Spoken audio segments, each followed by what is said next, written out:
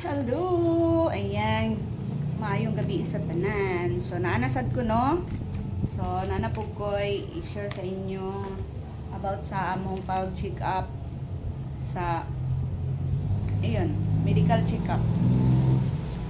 Para sa sugar, sa creatinine. So, muna ni siya ang result na kuha na mo kanina. So, atong basahon. So, ako ang may kay kumubasa ng mga results. Ayan.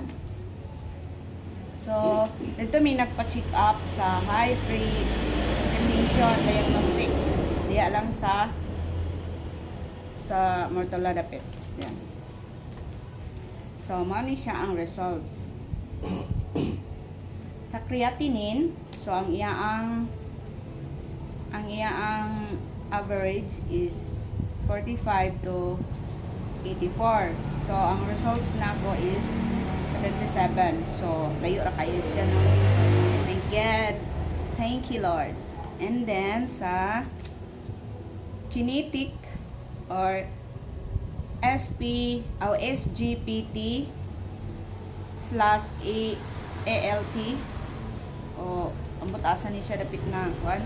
Basta kay ang iyaang average niya nga kanang kuan boundaries ang ano niya is 10 to 35. So ang results nako is 24.70. So not bad pa rin. Thank God. Next is ang sa glycosylated HB. So, ang iyang kuan is diri sa hematology, ang iyang HbA1c. So, ang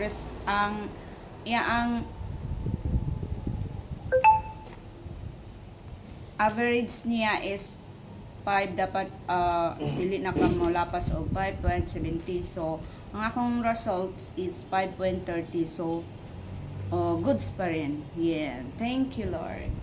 Ayan. Ayan lang, guys. So, goods ang atong medical. Bye-bye!